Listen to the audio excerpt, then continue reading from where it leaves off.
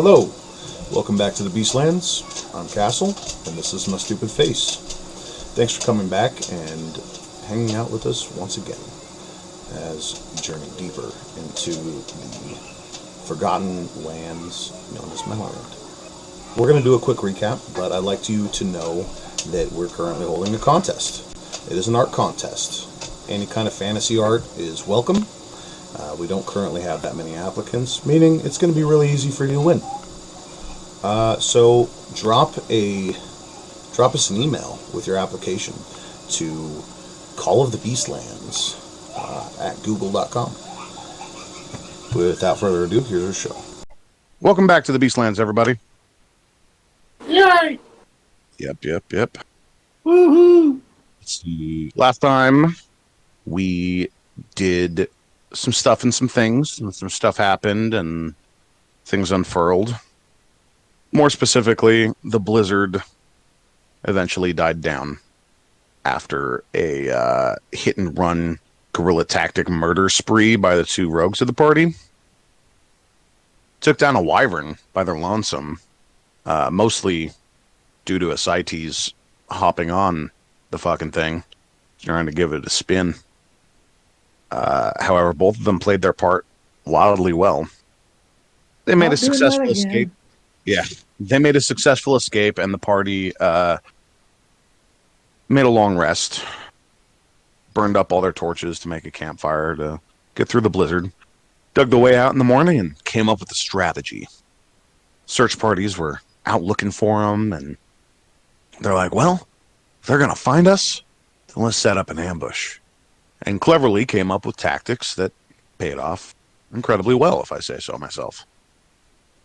Taking down the second wyvern of the group and an additional 8 soldiers and some sort of leadership figure.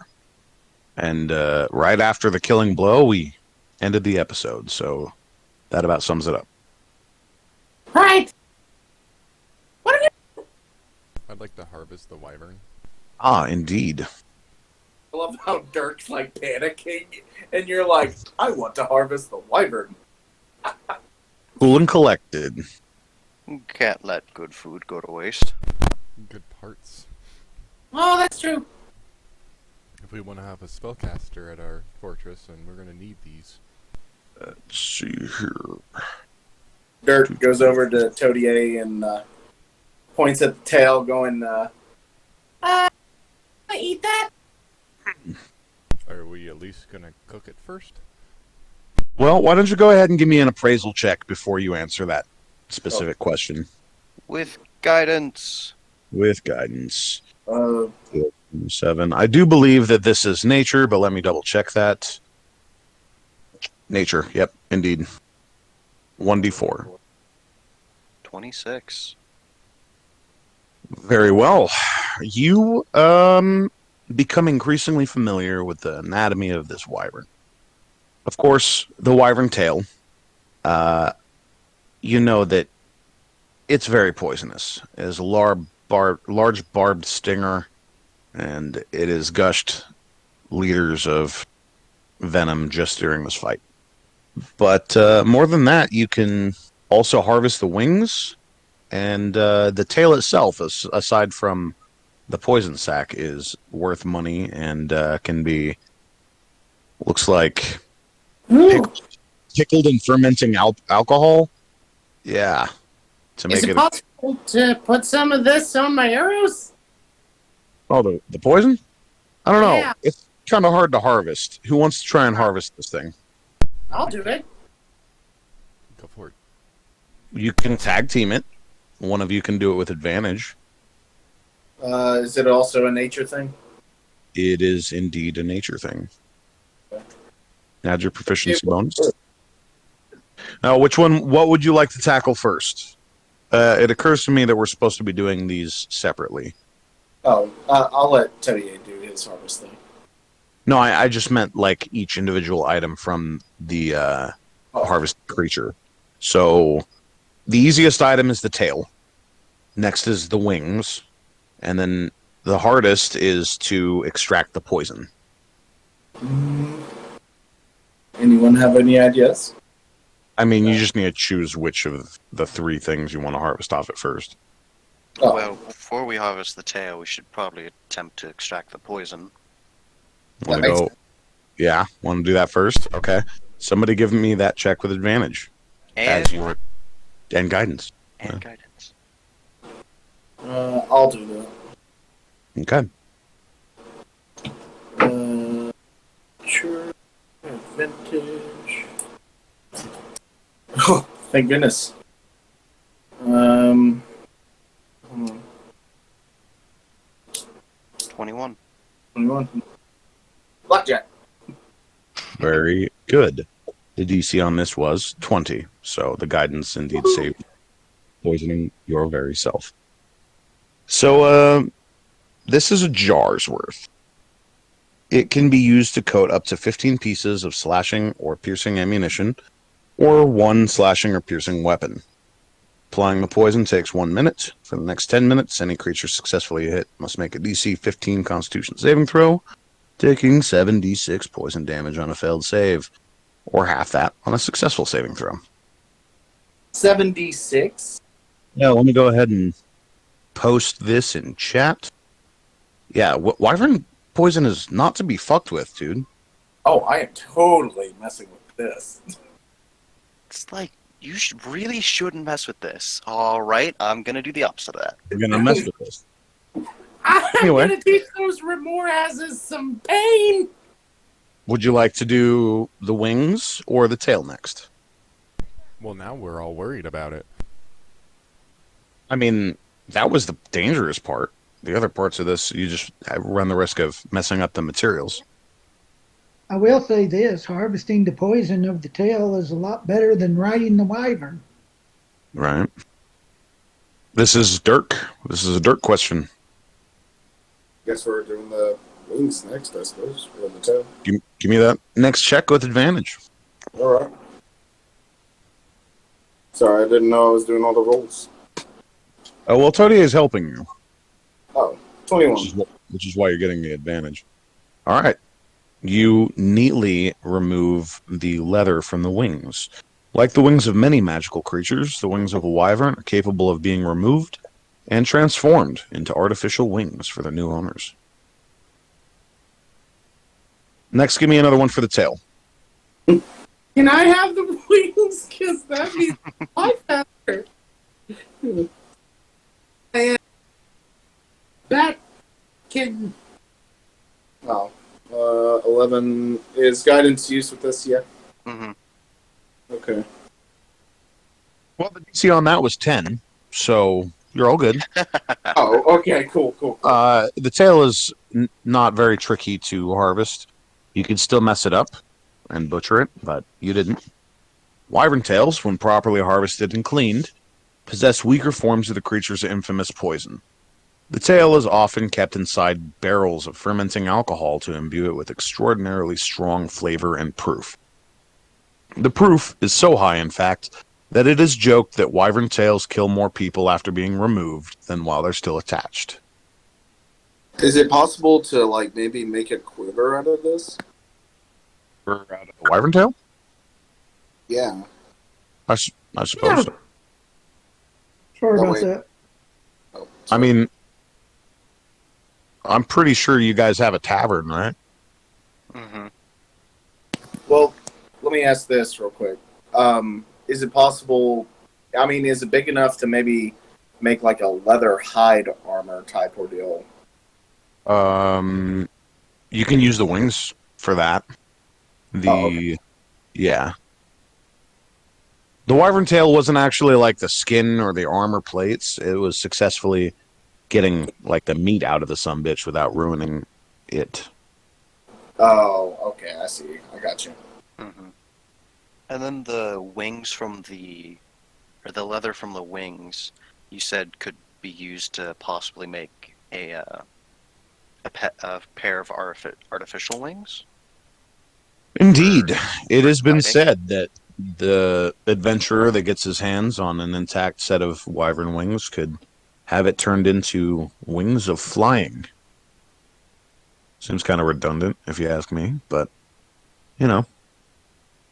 Does sound kind of cool. as opposed to wings of non-flying. Huh. What if they were wings of gliding? I imagine they'd be worth less. Anyway, yeah, you find yourself out here in the cold. The naturey guys are disassembling this dragonkin, and the rest of you are left tending to the dead, I guess. Can we loot the archers? Yeah. They had Yeah. short bows, pretty standard looking stuff. They got arrows. Yeah, they got arrows. I resupply. Yeah, cool. You can top off your arrows here. There are a lot of arrows. In fact, there's arrows littering the battlefield. They launched dozens of them. I'd like to check the weapon that the Wyvern Rider was carrying. Ah, the Wyvern Rider. Allow me to take a peek at him.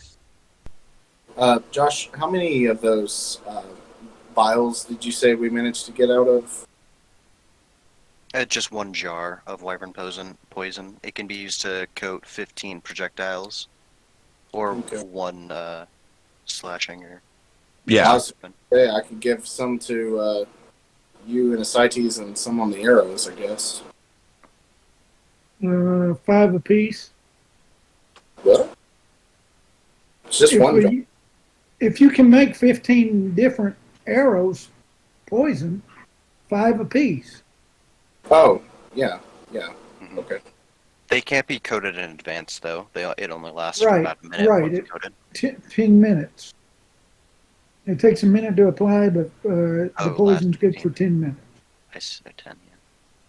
Oh. yeah. So right before you ambush somebody or whatever, if you're expecting trouble, you can go ahead and coat some weapons. Which we could do right before we fight whatever's left of the stronghold. I mean, that's true enough. And we took down 2 wyverns in this patrol, and we killed 5 on our own inside there. Me and you. And I don't know. I think I would save the wyvern poison for a bigger enemy. That's just me, though. Who knows what we'll run into? True that. True that. The gods We of this might- land just have sick, twisted We minds.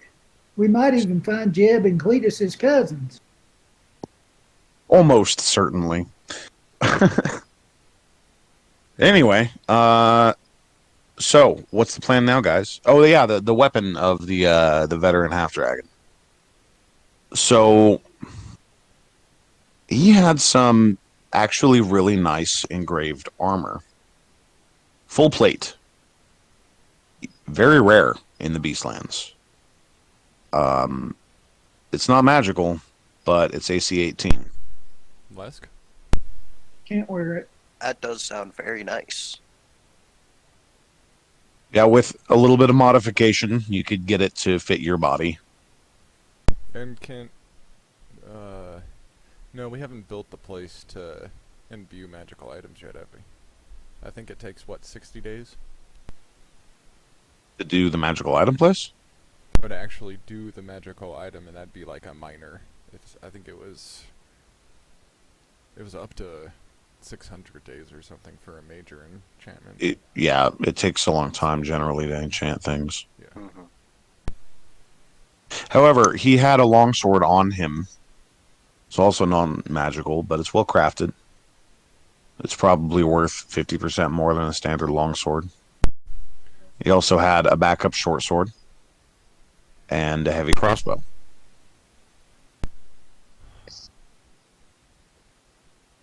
I don't have well, I guess I have the shuriken still, but what's that crossbow like? I'm kind of... could I even use that? I don't know if heavy crossbow... I don't think that you can. Yeah, that's what I'm pretty sure that's a martial ranged weapon. Yeah, that's what I was wondering. Like, since I can make weapons into monk, where is that? Hold on, let me look. Let me read. Oh yeah, check that out. But yeah, back to the plan. Let's say it probably took an hour of butchering to get that wyvern done. And you figure the troops are probably doing something. Well, I'm at half of my health. I'm gonna need to rest. Yeah, I was short rest long. Well, we do already have a campsite, but it's as obvious as possible, so. Yeah, right at the very end of dedicated weapon. It must lack the heavy and special properties. Well, with a little bit of scouting, you, as a party, notice that the troops have withdrawn to the keep. It looks like they've been spooked and are holding in. Or, I guess moving to a defensive position. Well, if we wait too long, they're gonna have another wyvern come. They might have more dragons coming. That's a way to communicate with other forces. They could be completely isolated out here. There might be somebody that checks in on some of the regional stronghold in this That area. may have been what the dragons were doing. Let's go check it out. I can't fight much more. Oh yeah, I guess we kind of do need some rest. Yeah, back off and patch your wounds. Sounds good. It's unfortunately too soon for another long rest, but you can definitely achieve a short rest. Like I said, it appears as if the enemy is buttoning down its fortress, so you won't be dealing with them, at least as far as you can tell. So a short rest and full frontal assault? Sounds right. Everyone can use, your hit dice to heal. And key points are returned, things of that nature. Damn, wyvern making me use all my 4th level spell slots. No, that ones don't matter necessarily with hit dice. Remember to add your Constitution bonus if you're rolling it like that, Cites. Yeah. And remember to add your Constitution bonus to each dice you roll like that. Well, natural 8 anyway. It's a D8. But still, bottom top. Yeah. Yep. Let's see. Meanwhile, the camera pans and crosses the distance to the tower, through the front door, and into a storage closet where a few ragged prisoners are being held captive. A young owl, tied and bound and gagged, blindfolded, nearly starved, sits awaiting his chance to get away from the dread captors. During the commotion, you catch that there's some sort of expert fighting force that your captors are fighting. Guerrilla tactics, they attack from the snow, some sort of monsters, they say. But in the chaos, you find a chance. Your blindfold slips, and nearby lay a somewhat sharp rock. You manage to grab onto it. What do you do? First, I'm going to try and unbind my hands. Yeah, go ahead and just give me a sleight of hand check. If you can click on the sleight of hand skill. Even if you're not proficient in it, it'll just be a dexterity check. Indeed. You saw away at your bindings and you release your hands. I want to take stock, actually get a visual of what's going on around.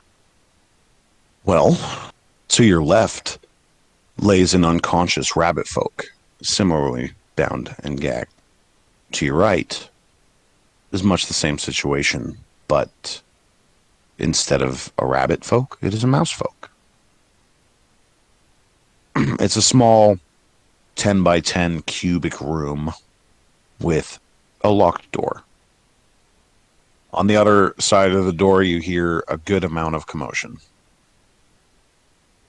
So directly outside of the door, there's a commotion. Oh yeah, there's tons of raised voices and sounds of metal on metal and things of that nature. I'm in a room or like a cell or something. It's more like a closet. It's dark. You have night vision, so you can see. However, there's no window. It's just a door, stone walls, like stacked boulders. So there's like little gaps sometimes. No stonemason made this. That's for sure. So kind of just like a rickety broom closet kind of. Yeah, made out of like stacked boulders, like something big came and stacked boulders into a building. I'm gonna check to see if the door is locked first. Yeah. Give me an investigation check. You go up to it and try to handle it. It's locked. And the other two are unconscious, right? As far as you can tell, they're bound and gagged, so. None of you have any of your equipment on you. Is there anything you can do? There's a few things I can do now that I can see and I have my hands. I would have assumed that I would have taken the gag out or bound anyway. Imagine. So I'm going to try and move the other two however I can as far away from the door as possible. Okay. And then I'm going to use magic missile at the door. Okay. Go ahead and roll me some damage. Make sure you expend your spell slot. He's going loud, guys. This might be the shortest first episode ever. Yay.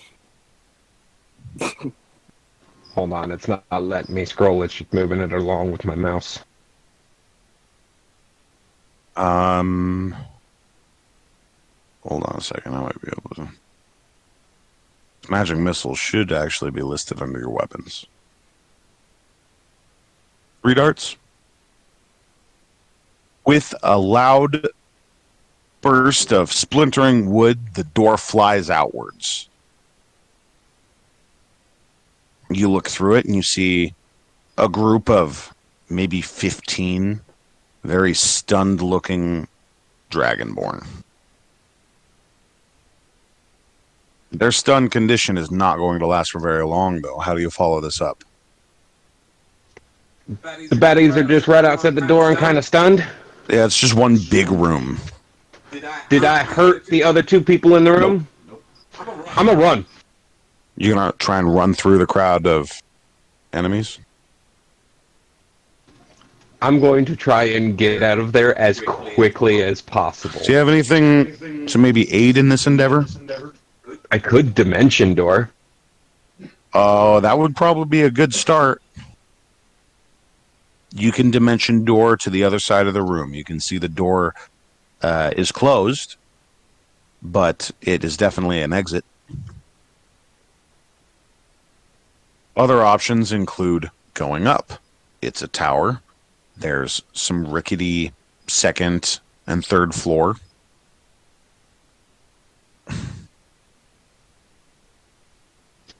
All right. So I'm going to just try and get away from whoever captured me, the people that... That's these people. Yeah. And I'm going to try and find someone that's trying to hurt those people. And then I will try and help them. Okay, so you do cast Dimension Door, though. One step at a time. Yeah, I'm going to get out of the immediate area and try and just get my bearings. With a poof of magic, you disappear in front of their eyes as they're grabbing their weapons and getting ready to charge at you. And you appear behind them. And you open the door and step out.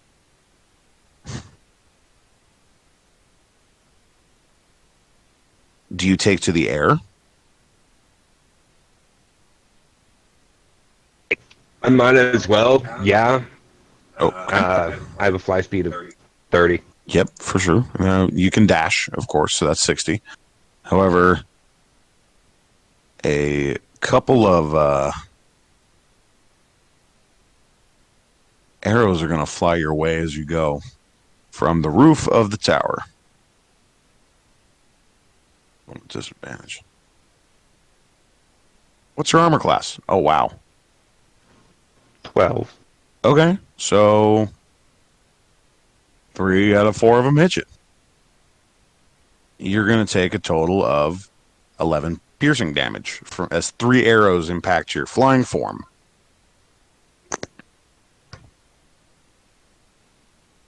And you go circling off. Give me a perception check from everybody. I hit the button twice.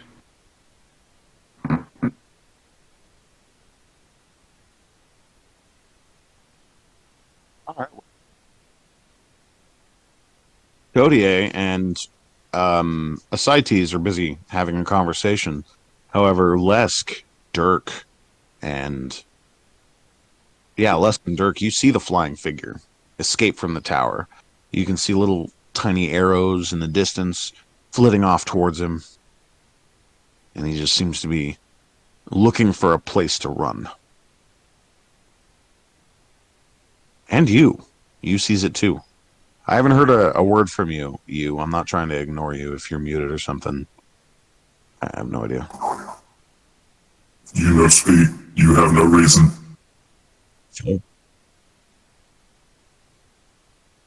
However, Gizzard, that is not enough of a perception check for you to be able to identify where the friendlies are. Or at least the enemy of your enemy. Understandable. I'm kind of panicked at the moment. Right. The rest of the party should be wrapping up their short rest right about now.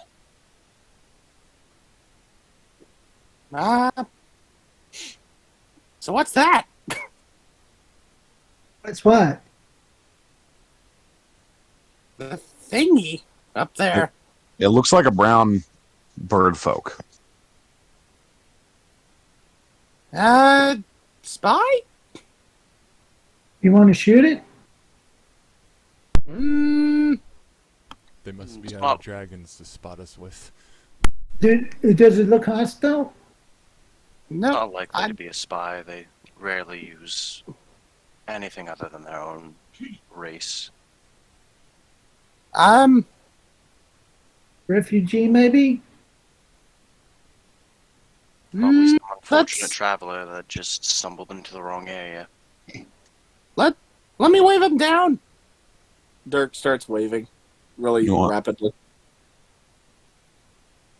Do you have maybe a more flamboyant way of catching his attention? Is he within Shoot 600 feet? Shoot a flaming arrow. The tower is a mile away. A screech. A screech? Robot screech. Okay. How, do you think that it would be audible over a mile through, like, mountain wind? No.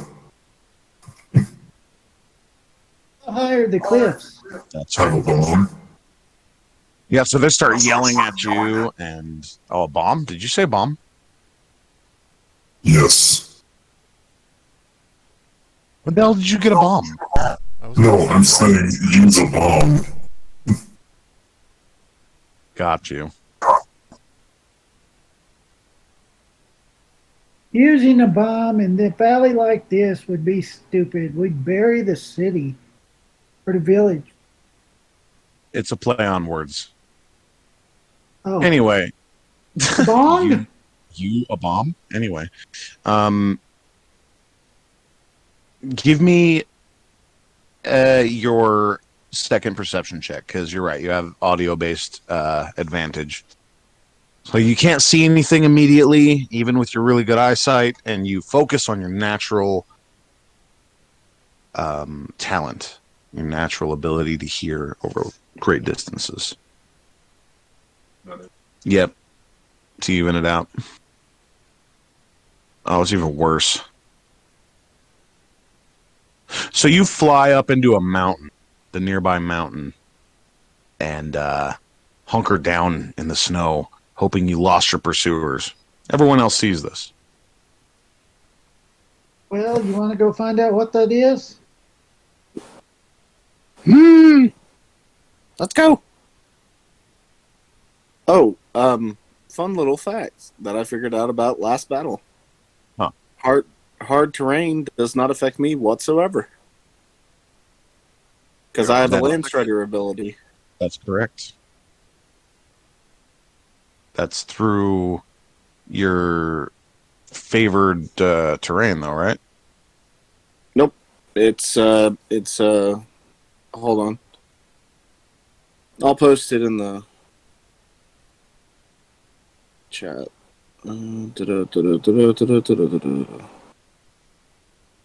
So after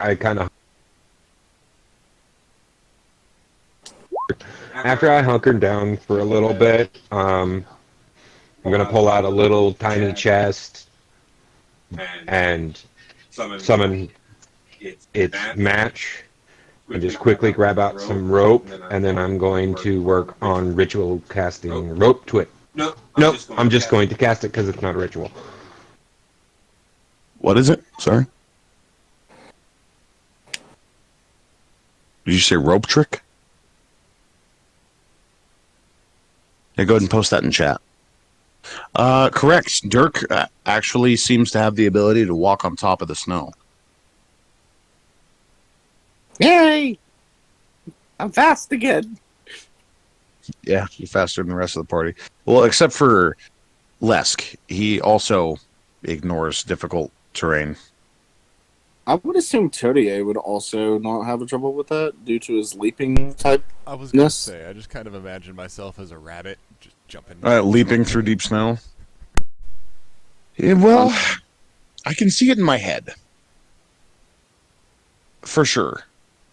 But your physiology is also very not used to being in cold climb. So, I don't know. No, leaping all day might be a challenge when you're freezing to death. Then again, maybe not. You get warm when you exercise. Mammals do. He's a bug. I don't know, guys. Actually, I thought they were cold-blooded. So in this type of temperatures, he would be icicle. Yeah, I know, right? No, my key keeps me warm. Yeah, he's in fire. It's key. Air fire. Anyway, I'm going to say that it is largely impractical to leap 24/7, which is why he still walks. Yeah, but his size to weight ratio, he can jump pretty high. Oh, yeah. You've seen him do massive jumps. Castle, the DM science guy. Yeah. You got like a 90-foot leap or something like that? When you step of the wind? Yeah. I get 90 feet forward. Yeah. But I can still only do 22 and a half up. Oh, for sure. Yeah, massive leaps. Anyway, we're going to go ahead and say you can just do that because it's a racial feat. It's not limited, so whatever. Well, plus I feel like I'd jump and then wait for everybody. And then jump and then wait for everybody. Leap. Stop getting ahead of me! I guess I'm bringing up the rear. Yeah. Well, we call you ascites. We need to get you some snowshoes. You start making the trek up the mountain. Rope trick. Let's see here. 60 feet long. Awesome. Cool. So you get to the location you saw him go down and you start looking around. And you can see the depressions in the snow where he must have landed and shuffled around for a bit, and then his tracks just stop. We're on the side of a mountain, so I'm assuming that, like, to one side there's a mountain and the other side is open air. Yeah, that's pretty much the terrain. Yeah, that sums it up. Did anybody see him fly off? Negative. He did not fly off. Can I use Campcraft to check for caves or crevices he may have slipped into? Or You can. You start looking around, and like it doesn't.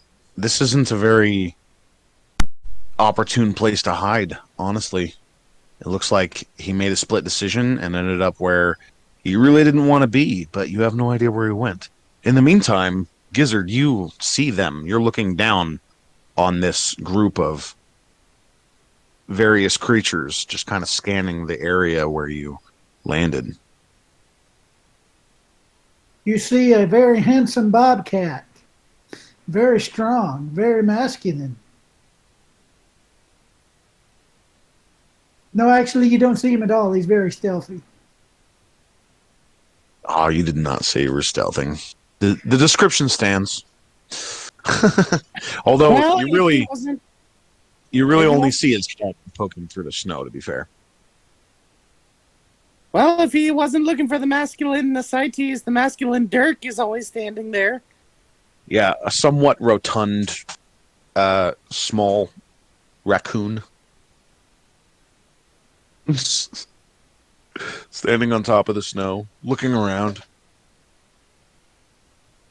See Lesk trudging through it like it's not even there. He's a goat man. Apparently. Cleric, almost. Apparently. Oh, sorry. Go ahead.